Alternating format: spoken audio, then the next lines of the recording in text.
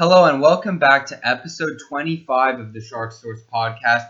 I'm joined again by Shaedon. No guest this time, just back to us two. And we have a great episode to cover today. So our last episode was done just before the season started. So this is our first episode after the commencement of the NHL season. And we have a great episode. We're going to be leading off with the huge trade, the Pierre-Luc Dubois trade. This is something that I was actually wrong about in my last podcast, and Shaedon was absolutely right about, because I said Columbus didn't have to trade him, and he's under contract. They have no reason to trade him. But that was before his fiasco in the game against the Tampa Bay Lightning. I don't know if you saw this clip, Shaedon, but there was a very viral clip of one of his shifts posted on NHL Discussion. So we'll talk about that and that huge trade for Patrik, Laine, and Jack Roslovic with the Jets. So we'll get into that. We'll also talk about some big news on the TV aspect of it. The NHL on NBCSN is going to end after this season because NBCSN, the entire network, will end after this season. But that doesn't necessarily mean that the NHL on NBC will be done, because even though the TV deal is expiring, there are some other solutions on that. We'll get more into that later in the podcast. We're also going to be doing a segment, Contender or Pretender, so stay on the lookout for that. That should be interesting. And with the standings so early, you'll see a lot of teams that you wouldn't expect to be in a playoff spot, and we'll let you know whether or not we expect them to stay there or to drop out. After that, we're going to be getting into Jim Benning, and already in this young season, there have been rumors that he may be fired and talk of his possible replacements, so we'll also get into that. And then finally, we'll wrap up by covering the Sharks and Oilers, so we'll talk about just our thoughts on how they're doing so far in the season. And then finally, related to the Sharks, I'll talk about the fact that they have to host their first two home games in Arizona, and how long I expect this to last and how I expect it to affect the team. So that's all coming up for you on this episode, so I hope you enjoy. But we're going to be leading off with the biggest news of the season so far, and honestly bigger than most of the news this offseason. I mean, this is huge. Pierre-Luc Dubois and a third-round pick have been traded to the Winnipeg Jets by the Columbus Blue Jackets for Patrik Laine and Jack Roslovic. So as I'm sure you know, Patrik Laine has been rumored to be traded from the Jets almost since he arrived there. I mean, he has been controversial, and the team has been rumored to be looking to trade him for a while now, but they finally make the move. Jack Roslovic, the Columbus native, by the way, had been a holdout. He's a restricted free agent and was holding out, did not want to play in Winnipeg, and he is sent back to his hometown. Pierre-Luc Dubois, it's interesting. I hadn't heard that he'd wanted to be traded until recently, but he did not stick around in Columbus very long after he requested the trade. Even though he had signed a new deal there, he was traded pretty quickly. While he had always been good, he had a really breakout performance in the playoffs this season with the Blue Jackets against the Leafs. So we'll get all into that trade. We'll get right into the details. But Shaedon, what are your thoughts just initially when this trade happened? Were you surprised at all? Not really. I kind of predicted from the start that Winnipeg and Columbus would be the best matchup for a potential trade between Dubois and Laine, since both players wanted out. I mean, I even threw Roslovic in that mix, but I honestly see this as a temporarily a stopgap for some of these players because, both players. I think the thing with Laine is that he wanted to, have first line ice time. He wasn't going to get that Kyle Connor above him. And I think Dubois just wanted a bigger market. I mean, Winnipeg's not that. It's not that. It's smaller, actually. Yeah, it's smaller than Columbus. I mean, Winnipeg probably has one of the most diehard fans. It's hockey crazy there, but it's not a big market by any means. And I can honestly see both players getting shipped out again. I think the only player that can actually stay on our new team is Roslovic, just because he's from Columbus and that he could probably get top 6 ice time right away, but I'm interested to see how Laine does under Tortorella, because we all know Laine's not the best defensive player in the league at all by any means.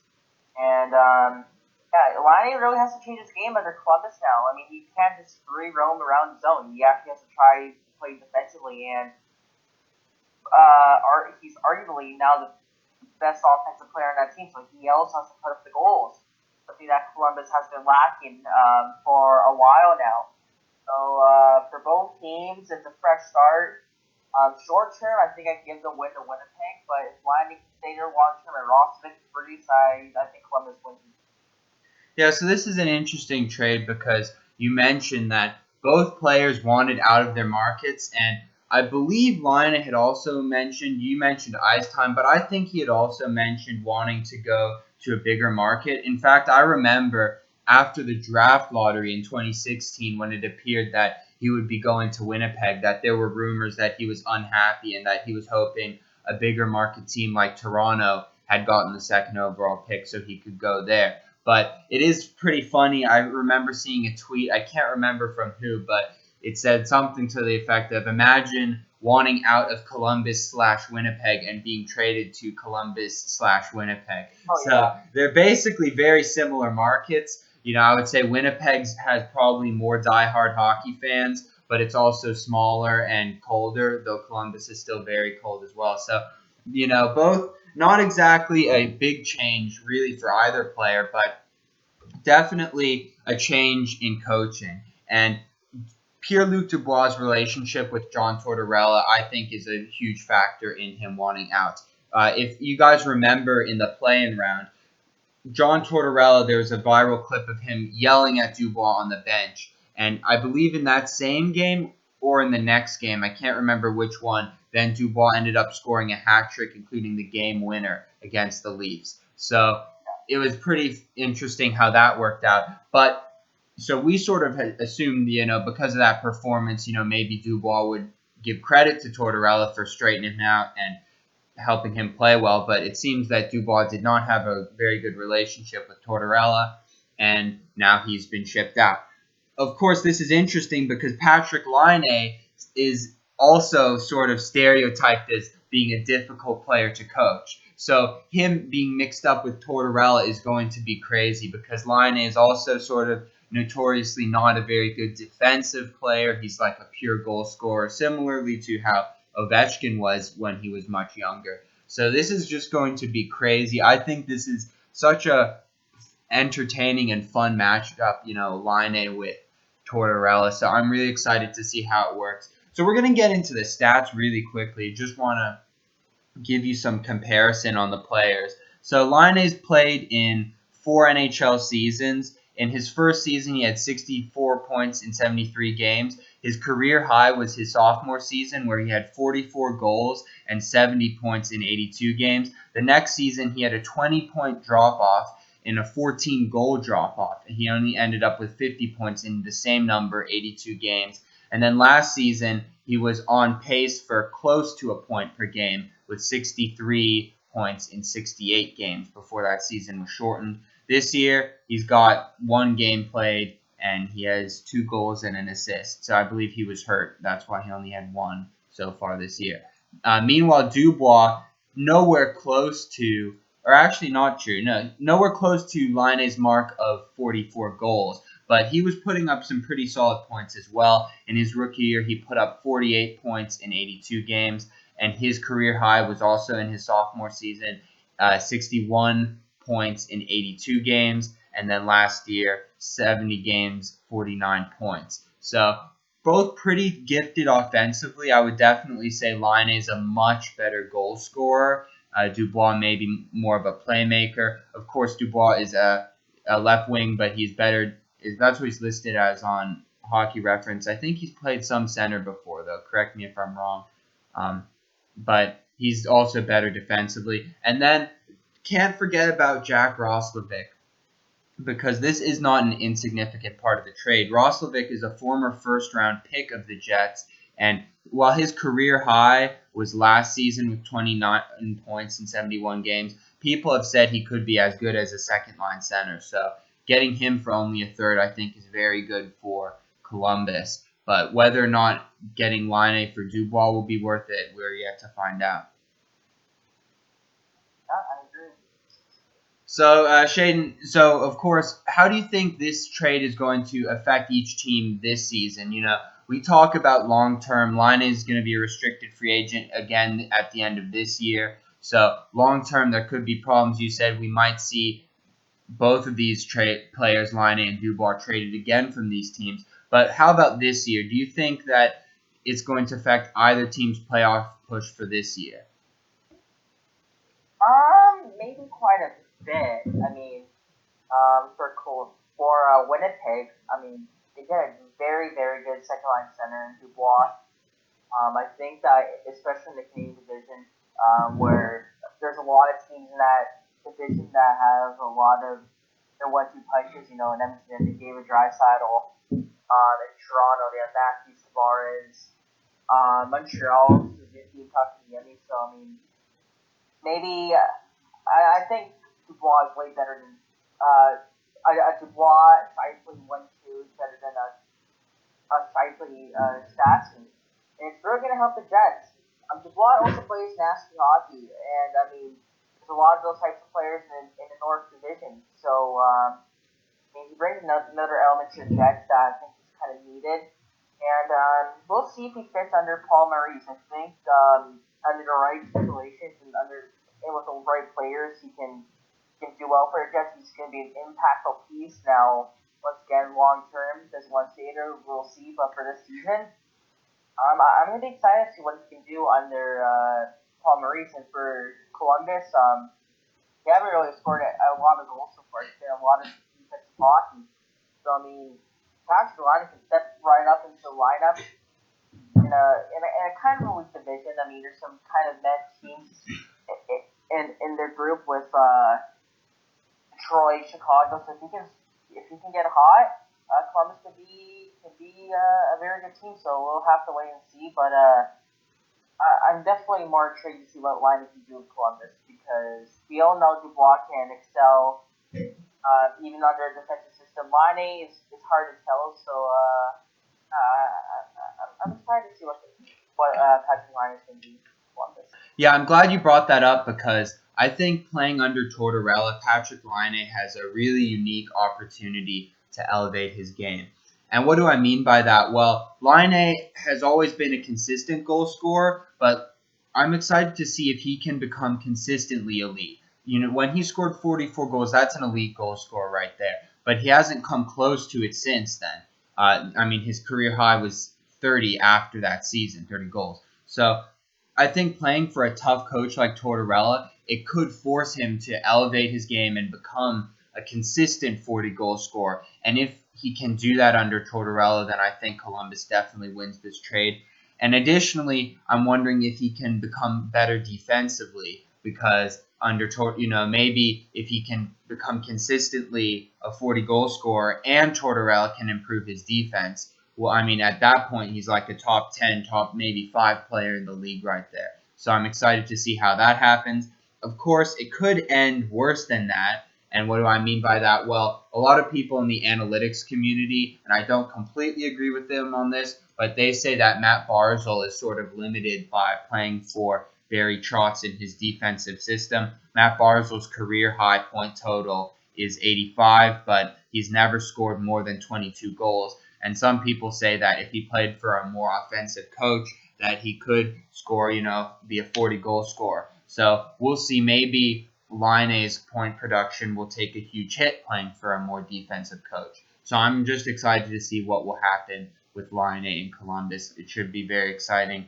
And if you're a Blue Jackets fan, I think you got to be really happy, because after what happened with Dubois, and if you haven't seen the clip, I'm going to link it in the description below, but he had completely checked out of Columbus, and it was embarrassing. I mean, he was not playing hard. Tortorella had to sit him in a game, and it would have been very easy for Jarmo Kekalainen, the GM of Columbus, to panic and trade him for less than what he was worth. But I think after that showing, I think he definitely got fair value for Dubois. I mean, right now it's definitely debatable over who won that trade, and it would have been easy for him to get fleeced right there just to try and get rid of the guy. So I think, overall, even if you are sad to see Dubois go, I think they got a very fair return for him. I agree about that. Okay, so we'll move on from that trade. We're going to be doing a segment called Contender or Pretender. So what this segment is we're going to look at teams who are in a playoff spot right now, and we're going to pick one team that we think is going to remain there and one team that we think is going to leave. This is different than the other segment we've done in previous episodes where we took one team that's in the playoff and we think they're going to drop out and one team out that we think we're going to go in. This one is going to be limited to teams already in one of those top 4 spots in their division. So one team you think is going to stay in, one team you're going to drop out. So if Shaedon, do you want to pick your first team? Let's start with contender. Pick one team that's in a playoff spot you think is going to stay there, and then why. For me, it's Montreal. I mean, they've had such a great start to the year, 4-0-2. I mean, a lot of their acquisitions so far has been outstanding. Edmondson has been one of the best defensive defensemen so far throughout the year.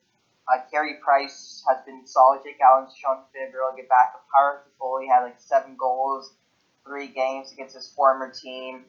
Josh Anderson looks really good right now for Montreal, whereas Max Domi hasn't really looked good for Columbus. Alex Romanov for Montreal, the young kid, he's looked pretty good. Nick Suzuki has taken a step up. There's so much to like about the Montreal Canadiens. They got everything. They got good defense. They got size. They got speed. They got skill. They got good goaltending. There's not really one weakness I can put on them. There's a reason why they're 4-0-2. That's one of the best records in the league.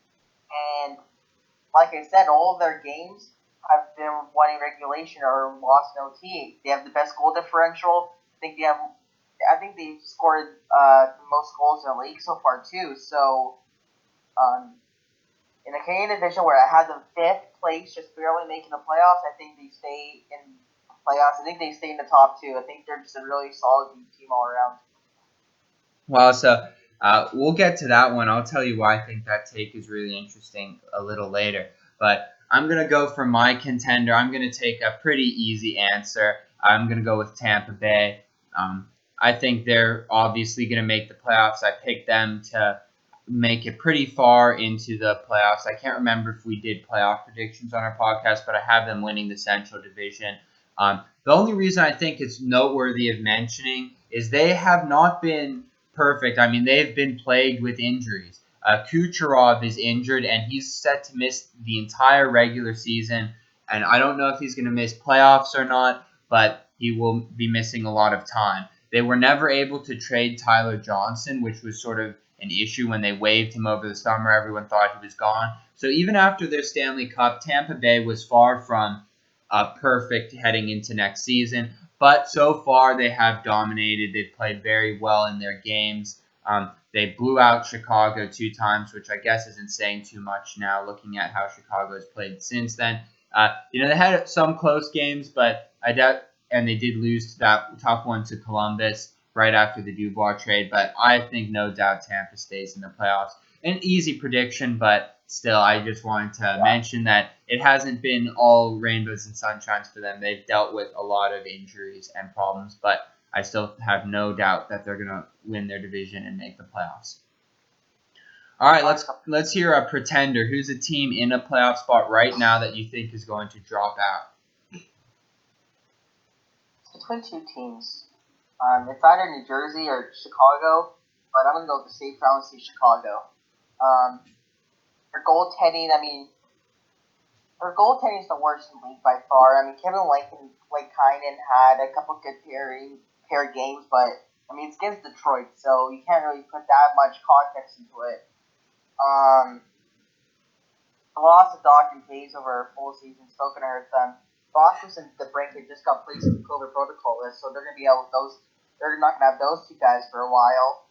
And so far, it's been more of the depth guys showing up. You haven't really heard a lot of Patrick Kane so far this year. Not a lot of Kubalik. Strome's kind of been invisible. It's been some of the bottom 6 guys like Donmark and Cleve Sutton who got a hat trick. So there's no way to stay in that position for much longer. They got 5 points in 6 games. And Dallas is 1 point behind them. They got 4 games in hand. Carolina has 3 games in hand. They haven't played since last week. So, and hell, Columbus just added Laine, like we're talking about. So, They played the most games in the division. They're under 500, but they're third place in the Central. So I think they're an easy out. But New Jersey, I can also make an argument, but I'll go for Chicago. Yeah, I definitely think that's a safe bet. I mean, Chicago, even though they're third in their division, unbelievably, they have a -4 goal differential, 2 wins, and they're both against Detroit and 4 losses. So I think it's definitely fair to call them out. All right, here's where it gets interesting. My team that's a pretender is the Montreal Canadiens, which is the team you picked as your contender. And let me clear, I don't think they're a bad team. I think it's more so that they're just in a tough division. They definitely played way better than I thought they would. They have a +11 goal differential, which is just unbelievable. And, they should definitely be proud of how they've played. But I just do not think they're going to keep this up. And let me explain why.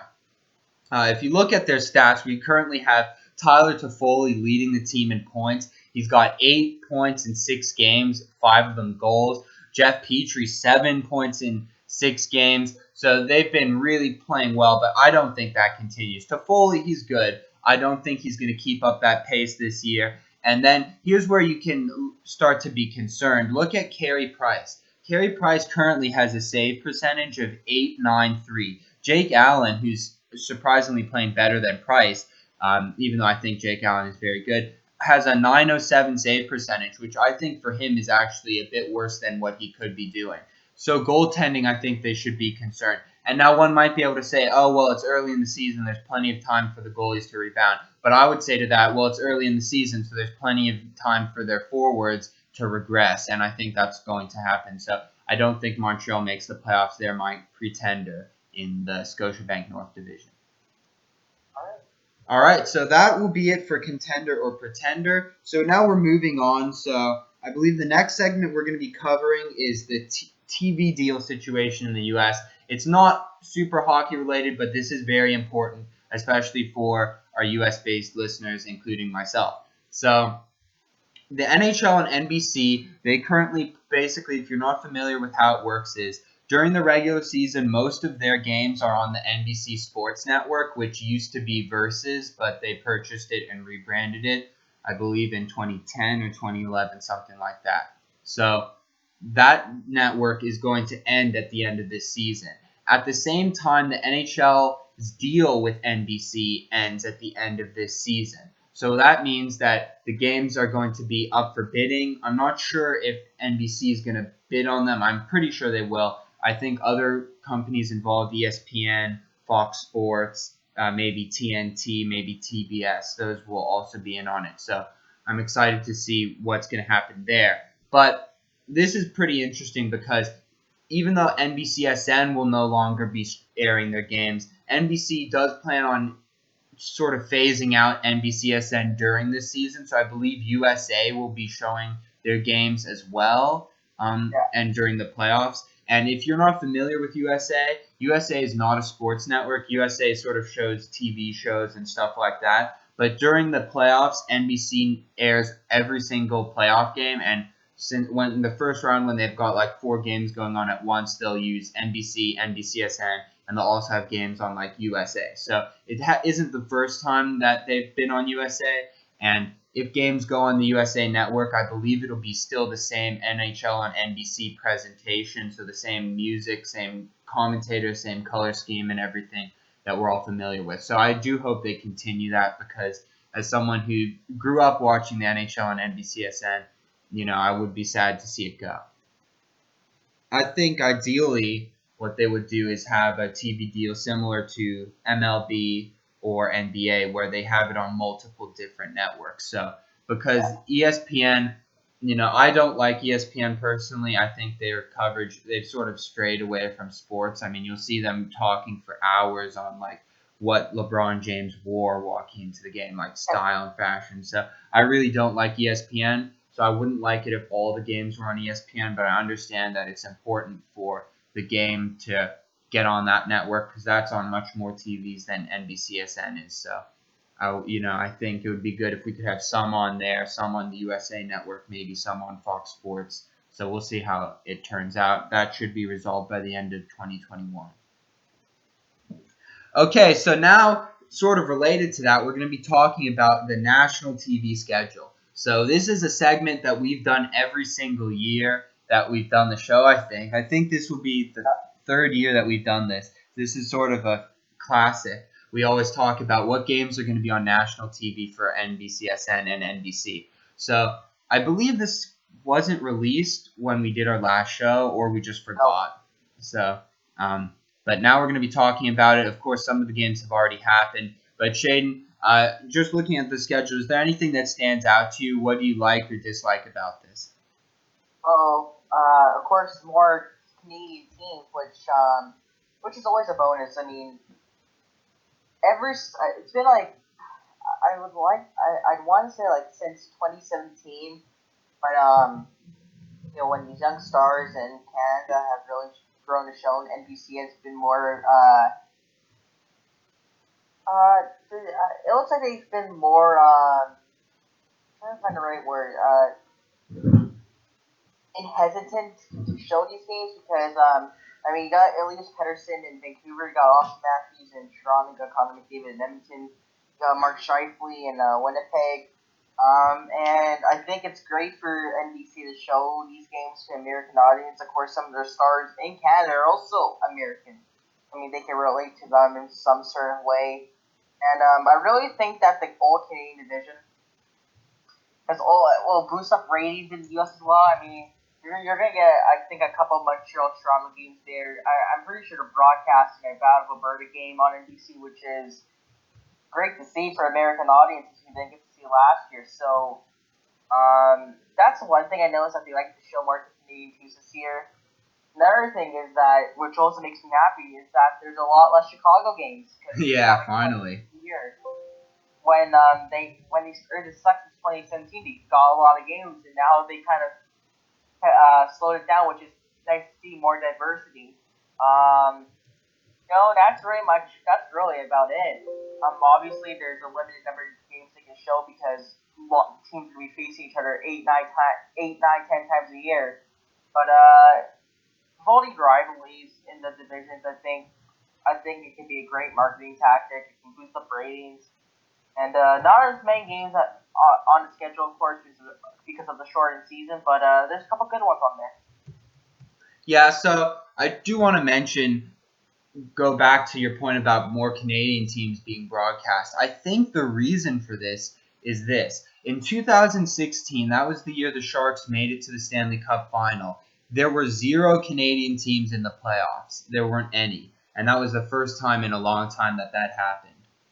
And people thought that the ratings in the U.S. would be really good because, all the local markets would watch, and it's, 16 instead of however many. So the ratings would be really good. I think the next year there were 5 Canadian teams, I believe. 5. Yeah. And that playoffs had better ratings than the year before. And the games with Canadian teams actually had better ratings. So NBC realized that American viewers do want to watch Canadian teams. I think a lot of the reason is there's a lot of expats who are hockey fans who are from Canada, so they tune in. So I think that's one reason. And then another reason, of course, is because of the star players.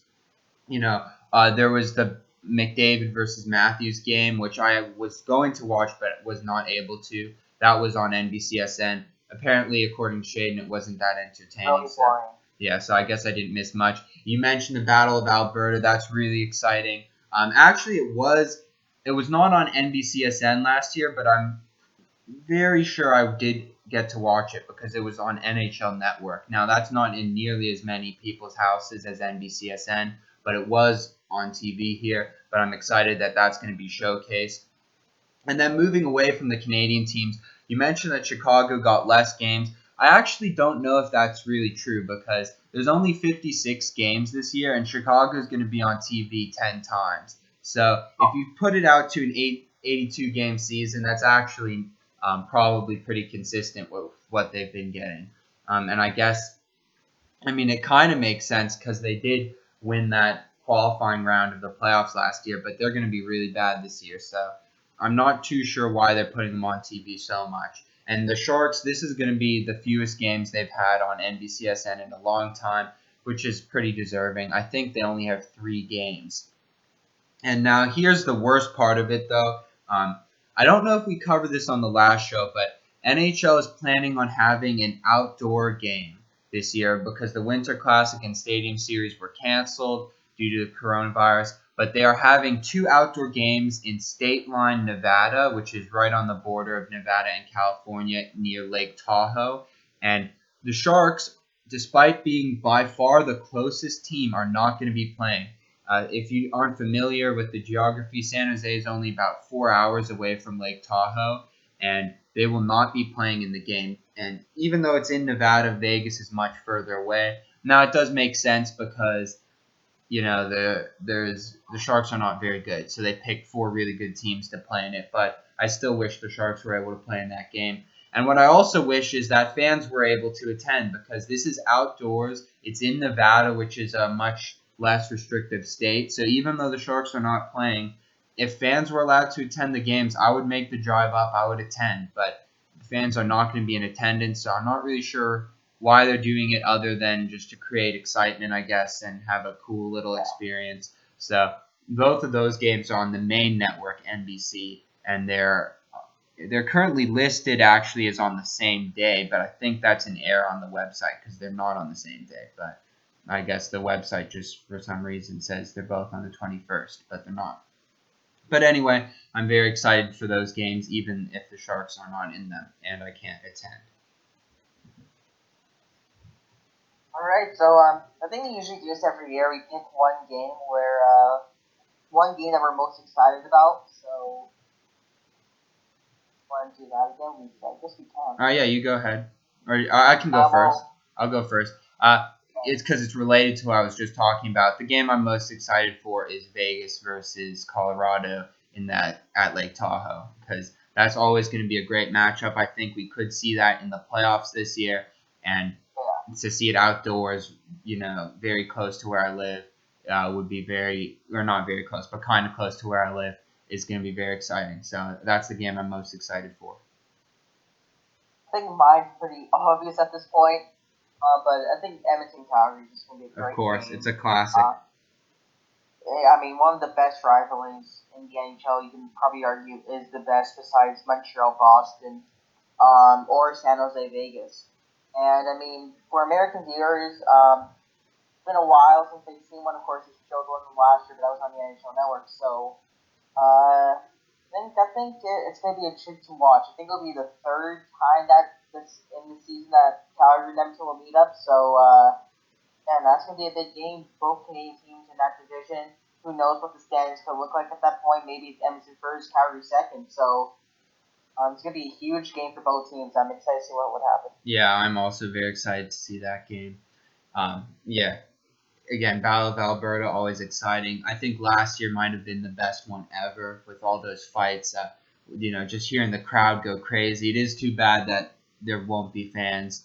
Or maybe there will. When is the Battle of Alberta? How far into is it? It's in March, so probably not. Maybe at the end. Because we're thinking, with the vaccine rollout, I'm hoping that there will be fans in the stands for playoff games. So we'll see. We'll talk a little bit more about the vaccines and COVID near the end of the podcast when we talk about the Sharks. But anyway, let's move on from the schedule. Let's move to Jim Benning. So the Vancouver Canucks have not had the start that they wanted. They are 2-5 right now with 4 points. Now, they are only 2 points out of the playoff spot, but here's the kicker. Their goal differential is -13. And if I'm not mistaken, that is the worst in the National Hockey League. Yes, worst in the National Hockey League, even worse than Detroit. Worse by 5 goals than Detroit. So Vancouver has a really bad goal differential, and a lot of people are upset with Jim Benning. His big contracts to these players that are old, like Louis Eriksson, have really hurt his team, and they're probably the reason they couldn't re-sign Jacob Markstrom. And their 2 new goalies, or 1 new goalie, Braden Holtby, has put up an .888 save percentage, while Thatcher Demko, who had a great playoff performance, was supposed to take the reins, has put up an abysmal .866 save percentage. So goaltending is an issue for them. Cap is sort of the reason that they had to lose their star goaltender. And now people are starting to wonder, should Jim Benning get fired, despite the excellent job he's done in the draft, picking up Quinn Hughes, Elias Pettersson, whatnot. So, Shaedon, what do you think? Do you think that Jim Benning should be fired? And if so, who do you think should replace him? And then we'll move on to the two GMs that are being rumored to replace him. Well, first of all, I mean, I can see why a lot of people are calling ahead for Jim Benning. I mean, they let Markstrom walk. They let Cannon walk. I mean, Tyler Toffoli was a huge hit. And I knew from the start that Braden Holtby was not the guy to go after for Vancouver. I know they wanted someone to mentor Demko. I know they wanted someone that had experience and that could be taken in the Seattle expansion draft, but it has not worked out whatsoever. And on the contract, I mean, it's just not Louis Eriksson. You still got Brendan Sutter for 1 year at $4 million. They got Antoine Roussel and Jay Beagle for 2 years at $3 million. I mean, these are realistically 4 fine guys are making high-end third-liner, low-tier second-liner money, and they haven't really done anything in their careers as a Canuck yet. But you know what? There's still some good young talent on this team. Brock Besser is having a better year. Bill Horvat, the captain. JT Miller is off to another strong start. Pettersson's off to a slow start, only 2 points in 7 games. Hopefully he rebounds.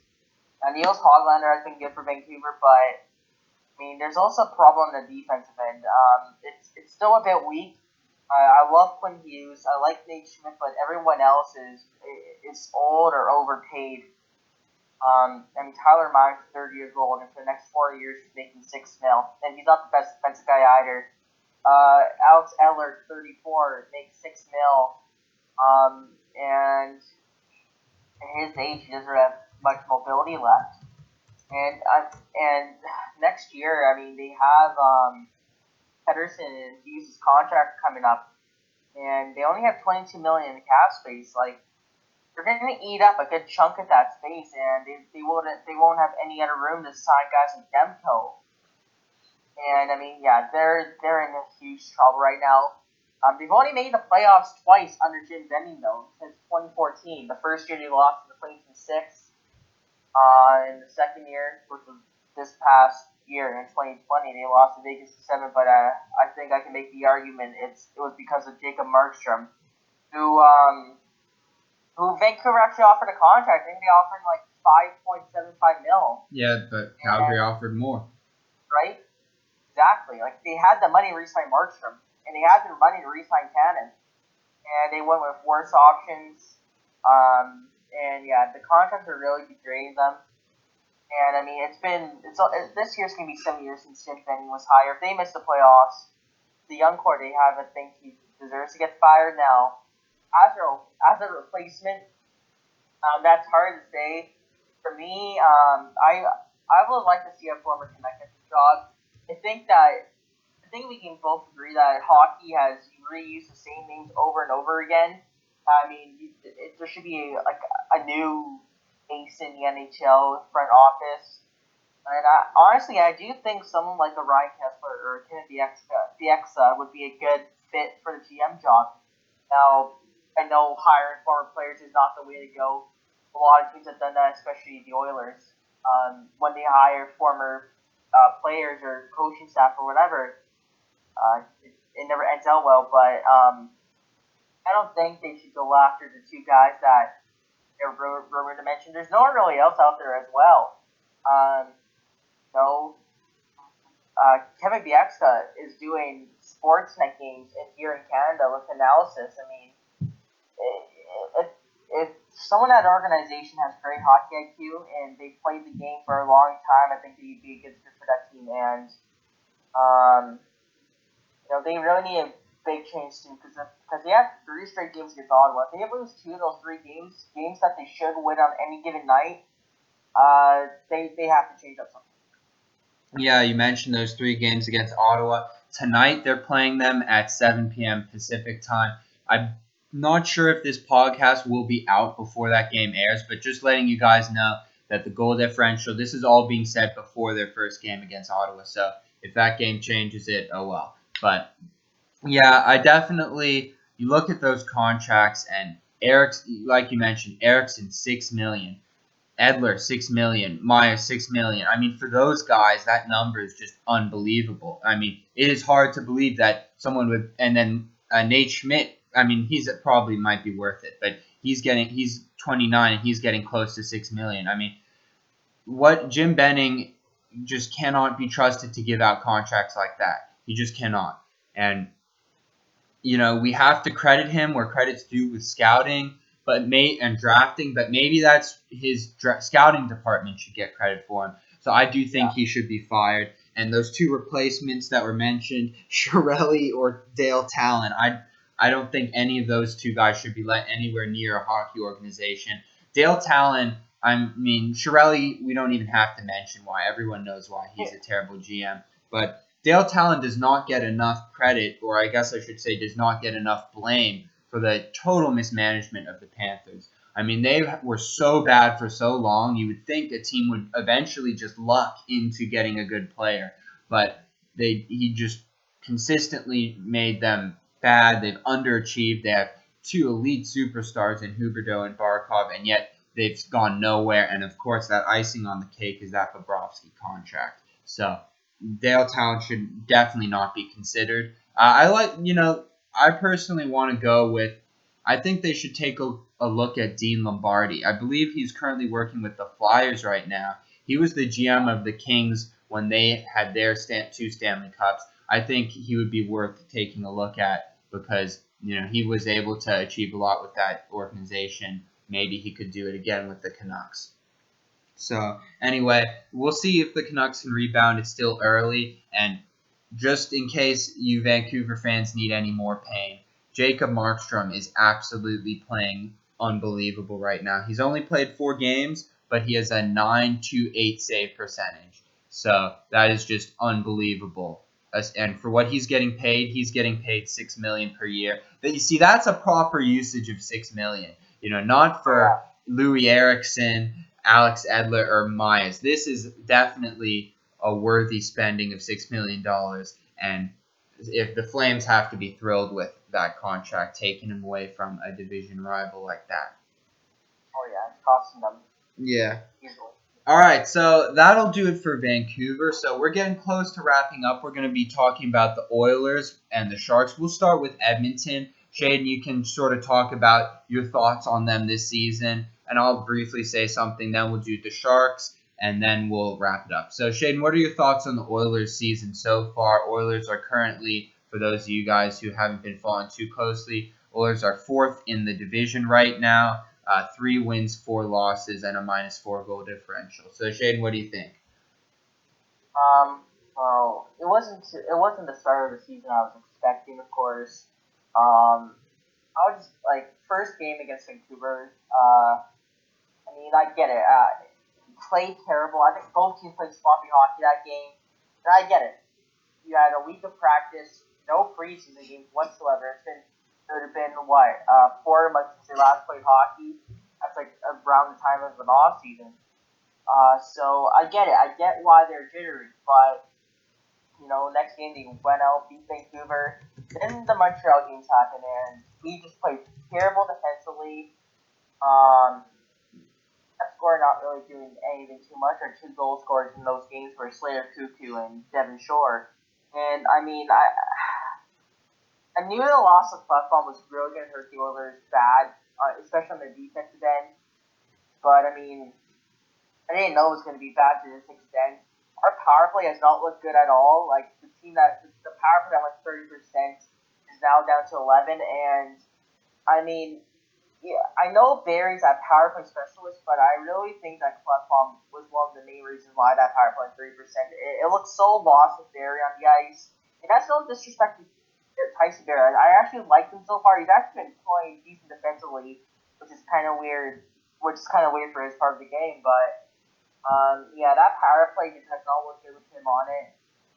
Mikko Koskinen, I mean, people can look to his stats, but say he's been bad. But honestly, he's been one of the better Oilers so far this year. He had a 35 save performance in Winnipeg. Both games against Toronto, he was excellent. His only bad game was the first Vancouver and the first Montreal game. and that's when the team didn't show up defensively. And he's going to be getting the games for the next few weeks because Mike Smith has been out with injury since training camp. We would have had Anton Forsberg as backup, but of course, Carolina cleaned them off waivers and they placed him back on waivers, and Winnipeg took him, so we don't have a number 2 right now. It's Stuart Skinner. Our number 3 is Troy Grosnick, of course, former Shark. It's been a rough start for Edmonton. Hopefully they can get it under together. They play tomorrow against Winnipeg again. That's going to be a huge game. If they beat Winnipeg, they're 4-4. I'm just hoping that they can get it under together. Jesse Puljujarvi has looked good so far. We just placed Tyler Ennis on waivers today, which I'm not too happy about. But it's obvious that the team wants to change. They can't be terrible or bad for this upcoming year. It's the 6th year of Connor McDavid. They got to do something, and this is your best chance to salvage the year, and hopefully they win tomorrow and prove everyone wrong.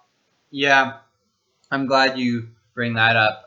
The goaltending. I'll get to goaltending in just a second, but yeah, I expected the Oilers, after losing in the way that they did in the playoffs. I mean, being upset by Chicago, and this is on their home ice in Edmonton, and just an embarrassing exit from the playoffs. I thought that they would come out flying. I thought they'd have a really hot start, but that just didn't happen. And I do think goaltending is going to be their weakness. Now, Koskinen is fine, but I don't think that he is a Stanley Cup winning goaltender. And I was a big advocate for the Oilers to go out and get Jacob Markstrom or get Henrik Lundqvist or get or Marc-Andre Fleury even, some real solution in net, and they didn't do that. But I wouldn't be too worried if you're the Oilers because it is very early in the season. The Canadiens, I think the Oilers are better than the Canadiens. The Canadiens are just red hot right now, so I'm not too surprised. I know I am surprised, but I wouldn't be too worried that they lost those 2 games. So I think the Oilers will rebound.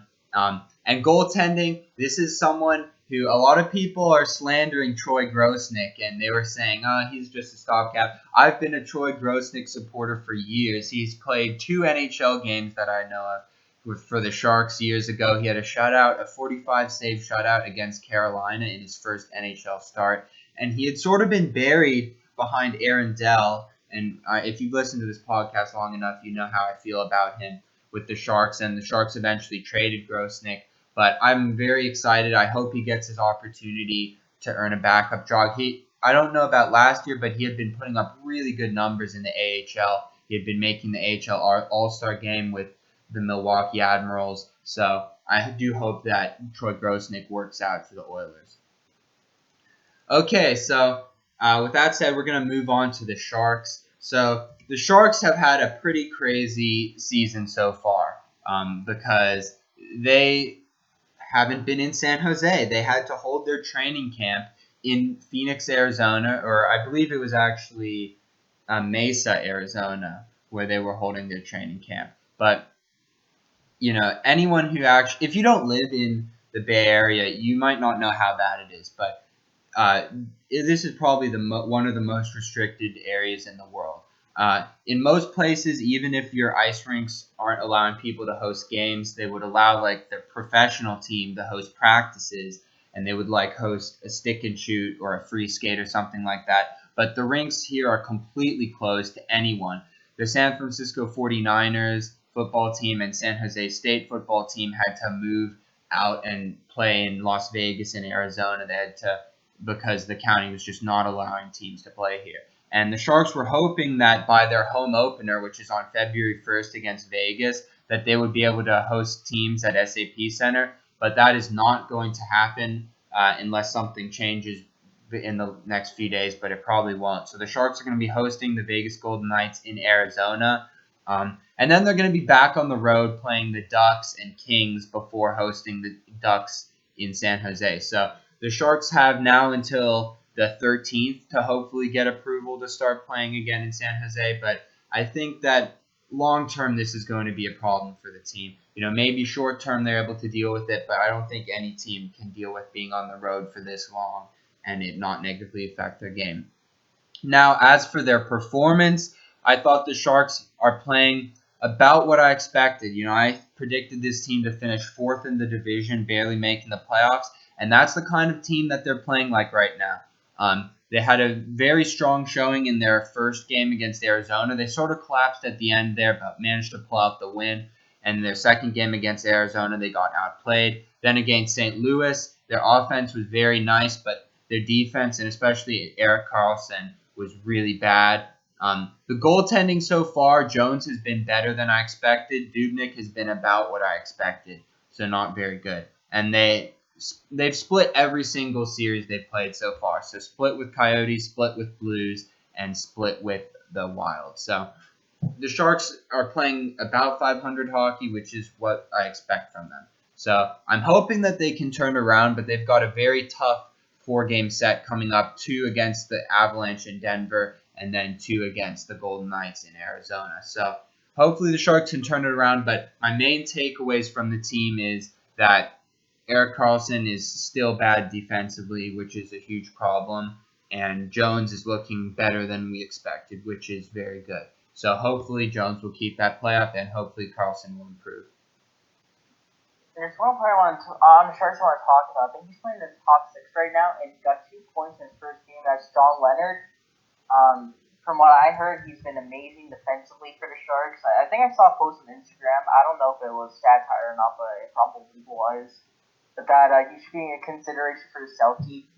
But I don't know. I've been hearing a lot about the San Jose kid, and I want to know your thoughts. I'm so glad you brought him up because I totally forgot. But yes, John Leonard, this is huge because this was not something we really expected.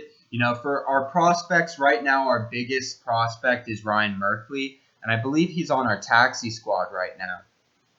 But John Leonard, normally I watch the San Jose Barracuda. I go to a lot of their games when they used to allow fans before the pandemic. So I would see a lot of players who played there, but he never played for them.